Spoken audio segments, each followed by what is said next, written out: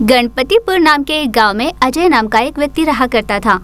उसकी पत्नी और एक बेटी थी। पत्नी का नाम रेवती और बेटी का नाम करुणा था। अजय खेती का काम कर अपने परिवार की परवरिश करता था। एक दिन खेती के लिए निकलने वाले अजय ने पत्नी से कहा, रेवती, अपना परिवार इस खेती पर ही आधारित है, पर इस बरस बारिश ना होने के कारण फसल अच्छी सी नहीं उगी है। मेरी समझ में कुछ नहीं आ रहा कि मैं क्या करूं। हम अगर सारी फसल भी बेच दे, फिर भी जितनी लागत लगी है वो नहीं आएगी। उस पर कर्ज की रकम जैसे की तैसे रह जाएगी। पता नहीं हम उसे कैसे चुका पाएंगे। फिर अब हम क्या करें? हम तो जैसे तैसे गुजारा कर लेंगे, पर अपनी बेटी के बारे में सोचो। उसको भूख बिल्कुल बर्दाश्त नहीं होती। इस तरह बच्चे को भूखे रखना पाप होगा। आप कुछ सोचो कि क्या करना है। रेवती की बात सुन अजय ने कहा, मैं भी यही सोच रहा हूँ रेवती। वैसे फसल को कटने में और थोड़ा समय है, देखेंगे तब तक क्या होगा। मैं तुम्हें पहले से ही बता रहा हूँ, तुम करुणा का ध्यान रखना। बस आशा कर रहा हूँ कि सब ठीक ही हो। ऐसा कहकर अजय वहाँ से चला गया। कुछ दिन बीत गए।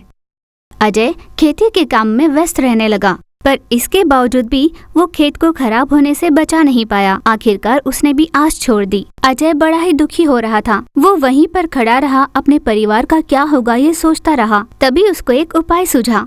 वो झट से घर गया और रेवती से कहने लगा, रेवती, मुझे तुमसे कुछ कहना है। इस बार अपनी पूरी फसल खराब हो चुकी, उससे एक पैसे का भी मुनाफा नहीं होगा। पूरी फसल में कीड़ा लग चुका है। अब गुजारा करने के लिए हमें कोई न कोई काम कर पैसे कमाने पड़ेंगे। इसीलिए मैंने सोचा है कि अपने पास रही गाय लक्ष्मी को हमें बेचना होगा। तुम क्या कहती हो? पति के ऐसा पूछने पर रेवती ने कहा, ये आप क्या कह रहे हैं? भला लक्ष्मी को हम क्यों बेचेंगे? फसल की तो कोई कमाई नहीं थी। हमने लक्ष्मी का दूध बेचकर ही तो गुजारा किया। यूँ अचानक उसको बेचने की बात क्यों कर रहे हो? उस पर अजय ने कहा, और क्या कर सकते हैं रेवती, ना जाने लक्ष्मी दूध और कब तक देगी। आगे चलकर अगर वो दूध नहीं देगी तो हम उसका क्या करेंगे? अब जैसे अपने हालात है, गाय को ठीक से चारा भी नहीं दे पा रहे हैं। उसको बेचना ही सही होगा। बेचकर आए हुए उन पैसों में हम कम से कम 3 महीने तक गुजारा कर सकते हैं। उन 3 महीनों में देखते हैं कि कोई और फसल उगती है क्या। जब रेवती और अजय इस तरह लक्ष्मी के बारे में बात कर रहे थे, उसी समय करुणा टांग में घाव लगे एक गाय को लेकर घर पर आई और उसने अपने माँ बाप को आवाज लगाई, माँ, पापा, आप दोनों यही हो? दरअसल मैं जब अपने दोस्तों के साथ खेलने गई थी तो मैंने इस गाय को वहाँ देखा जिसे बहुत चोटें लगी थी। मुझे इस पर बहुत दया आई पापा, इसीलिए मैं इसे अपने साथ घर ले आई पापा। जब तक ये ठीक नहीं हो जाती ये हमारे साथ ही रहेगी। ये तुम क्या कह रही हो करुणा? अभी मैं और पापा इसी विषय में बात कर रहे थे। हमारी परिस्थिति इतनी अच्छी नहीं, इसीलिए अपने गाय को ही बेचना चाह रहे थे, और तुम होगी एक और गाय लेकर आई। इसका पालन हम कैसे करेंगे? माँ की बात सुन करुणा ने कहा, नहीं माँ, मैं इसे ये कहकर ले आई हूँ कि मैं इसका ध्यान रखूंगी। अगर ये यहाँ नहीं रहेगी तो मैं भी नहीं रहूंगी।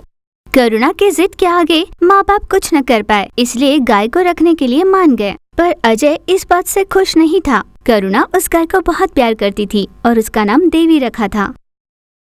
देवी को घर पर कोई पसंद नहीं किया करता था, कम से कम कोई उसे चारा भी नहीं देता था। देवी की देखभाल करुणा ही किया करती थी। करुणा ही देवी का पूरा ध्यान रखा करती। उसकी चोट पर मलहम भी वही लगाती। कुछ ही दिनों में देवी को लगा घाव ठीक हो गया। करुणा के अच्छे से ध्यान रखने के कारण देवी का घाव तुरंत ठीक हो गया और वो स्वस्थ हो गई। एक दिन हर रोज की तरह करुणा देवी के लिए कुछ चारा लेकर आ रही थी। तब करुणा को देख देवी ने कहा, बेटा करुणा, मैं देवी तुमसे बात कर रही हूँ। करुणा, तुमने जो मेरे लिए किया है मैं उससे बहुत खुश हूँ। अगर तुम नहीं होती तो मैं जिंदा नहीं होती। तुमने मेरे लिए बहुत किया है, अपने माँ बाप के खिलाफ भी गई और मेरा साथ दिया। तुम्हारा बहुत धन्यवाद। मैं तुम्हें इसके बदले में कुछ देना चाहती हूँ। इतने दिनों से यहाँ रहकर मैं जो समझ पाई हूँ, तुम्हारे घर के हालात बहुत खराब है। तुम्हारे दर्द दूर हो, इसके लिए मैं जैसा कहूँ वैसा करो। तुम्हारे सारे कष्ट दूर हो जाएंगे। इस गांव के बाहर जो जंगल है उसके बीचों बीच एक वृक्ष है, जिसके पास तुम जाओगी तो तुम्हें पता चलेगा वो कितना प्रकाशमय है। उस पेड़ के पत्तों को तोड़कर मेरे इस घास में मिला दो। गाय के कहने पर करुणा बड़ी ही मुश्किल से उन पत्तों को तोड़ लाई। और गाय के चारे में मिलाकर उसे खिला दिया। उस चारे को खाते ही गाय ने सोने का गोबर दिया। इसे देखकर वहाँ खड़े सभी चौंक जाते हैं। तब देवी ने कहा, क्या हुआ, आप सब ऐसे चौंक क्यों गए? ये असली में सोना ही है। इसे बेचकर तुम अपनी जरूरतों को पूरा कर सकते हो। उस सोने को बेचकर अजय का परिवार अपनी जरूरतों को पूरा करते हुए खुशहाली से जीने लगा। साथ ही साथ देवी का भी खूब ख्याल रखा करते। राजेंद्रपुर नाम के एक गांव में रवि और विमला नाम के पति पत्नी रहा करते थे। वे दोनों बहुत दीन थे। वे दोनों बच्चे के लिए बहुत मेहनत किया करते थे, पर कई वर्षों से उनकी कोई संतान नहीं हो रही थी। ऐसे ही बहुत समय निकल गया, पर उनका दुख कम नहीं हुआ। एक दिन अचानक पता चला कि वो पेट से है। इस बात से रवि और विमला की खुशी का ठिकाना नहीं था।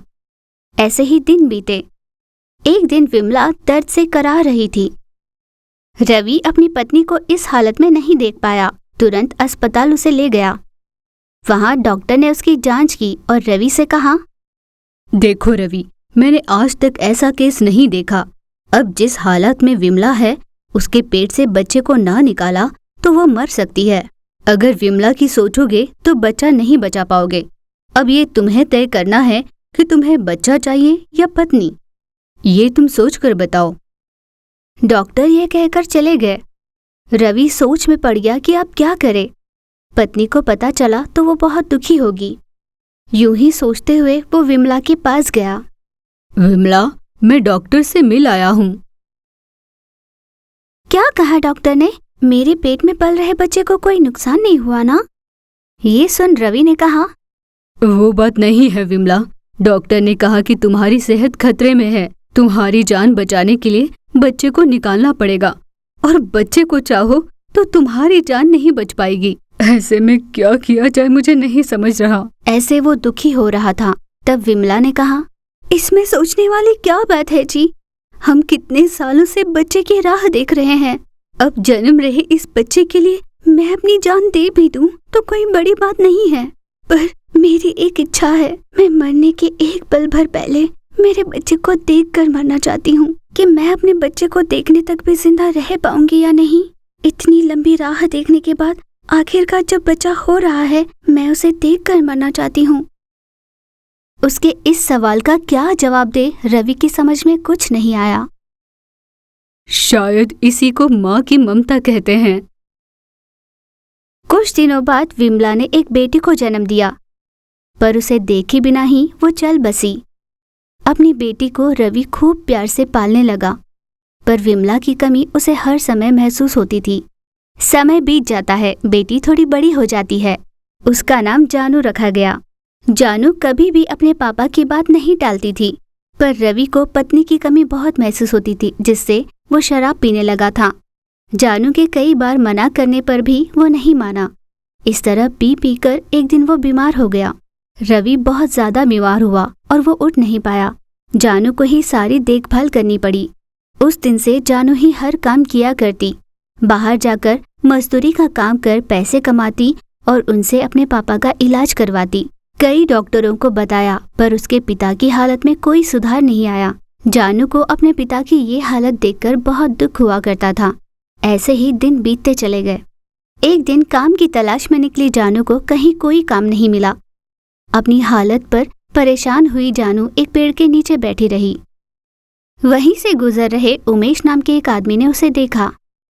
क्या बात है बेटा, ऐसे खतरनाक जगह में अकेली यूं क्यों बैठी हो? बात क्या है? उस आदमी के यूं पूछने पर जानू ने सारी बात बताई। जानू ने उस आदमी से पैसे कमाने के कुछ तरीके पूछे। तब उमेश ने बोला, मैं तो हर दिन मजदूरी का काम कर कर जी लेता हूँ, पर तुम्हारी हालत देखकर मेरा दिल पसीज रहा है। पर मैं तुम्हारी किसी भी तरह मदद करने के लिए तैयार हूँ। मेरी बात ध्यान से सुनना बेटा। इस जंगल के आखिर तक पहुँचने के बाद तुम्हें वहाँ पर एक नदी दिखाई देगी।